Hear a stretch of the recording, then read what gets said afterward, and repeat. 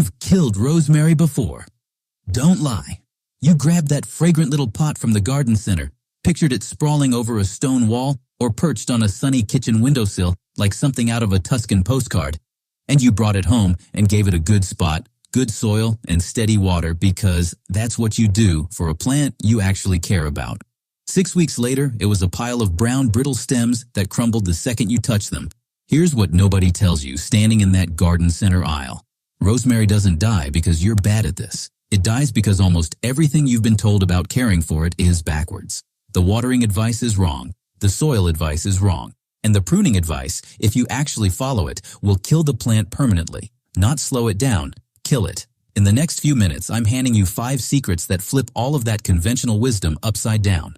None of this comes off a plant tag stapled into a pot at the nursery. It comes from how rosemary actually survives in the wild, growing untended out of cracks in rocky hillsides across the Mediterranean, where nobody waters it, nobody feeds it, and nobody even notices it's there most of the year. By the time we're done, you'll understand exactly why your rosemary keeps dying, and exactly how to grow one so tough it could survive you forgetting about it completely. Stay with me, because secret number 3 is the one that saves more rosemary plants than the other 4 combined, and almost nobody ever talks about it. Number 1, stop treating rosemary like a plant and start treating it like a weed. This is the mindset shift that changes everything else on this list.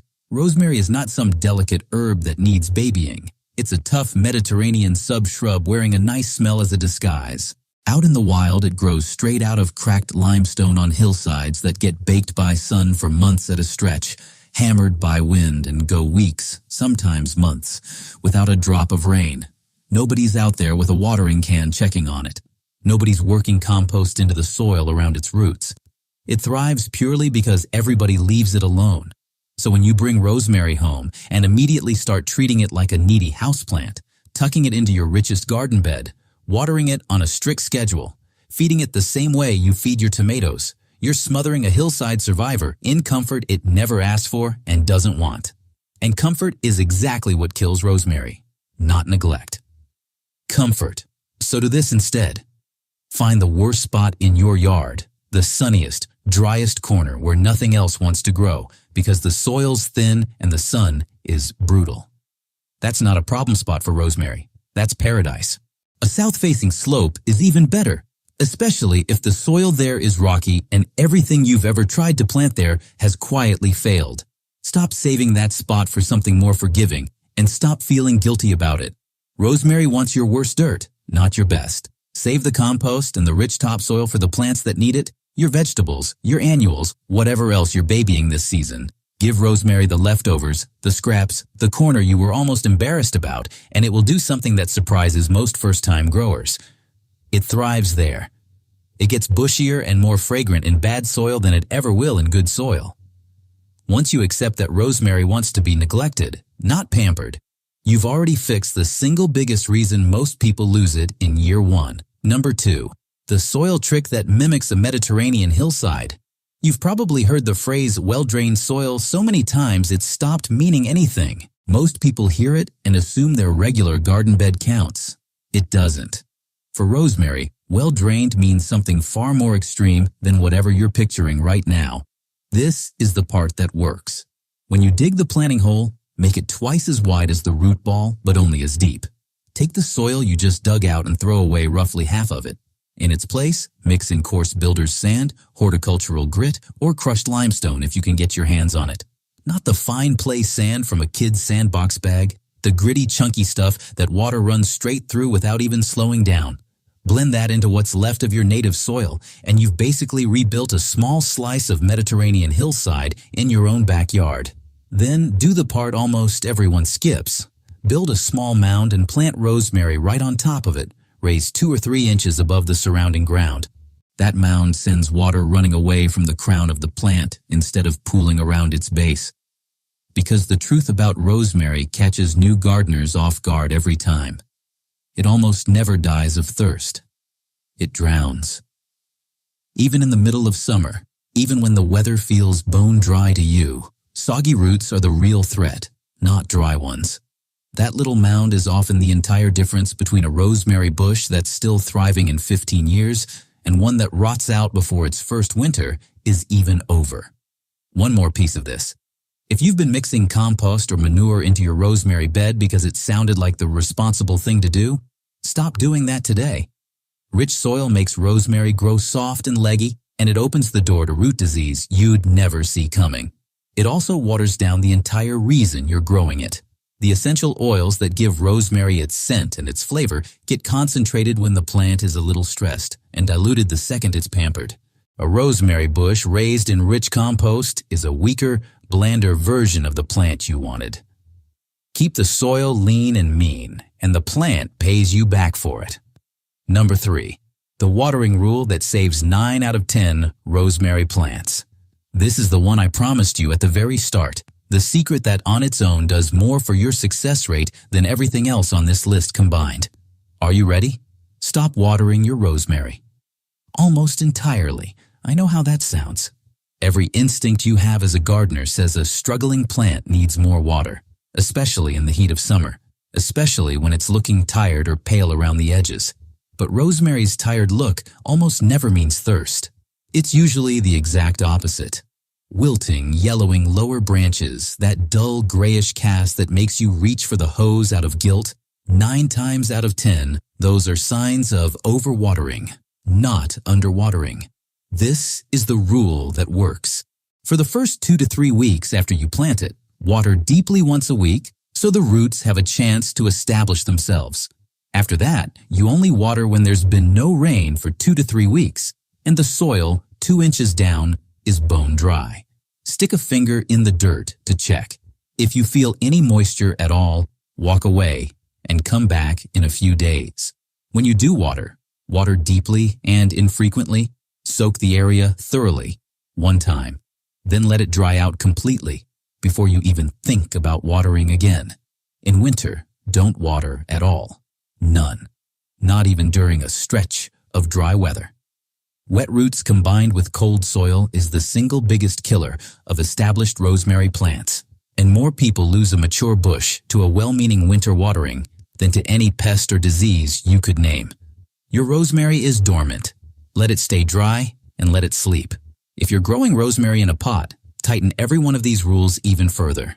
Use terracotta, never plastic, never glazed ceramic, because unglazed terracotta breathes and pulls extra moisture out of the soil before it ever gets the chance to sit around the roots. Drill extra drainage holes if the pot only came with one, and don't let it sit in a saucer full of standing water.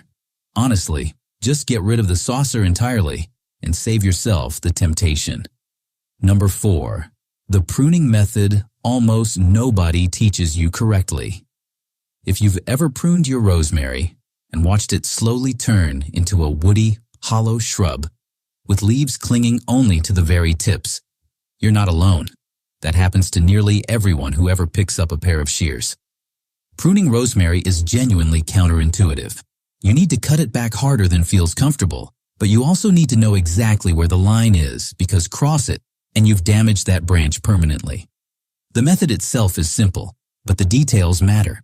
Rosemary needs pruning twice a year, and the timing matters more than you'd think. The first cut happens in early spring, right as you see fresh green growth pushing out of the stems.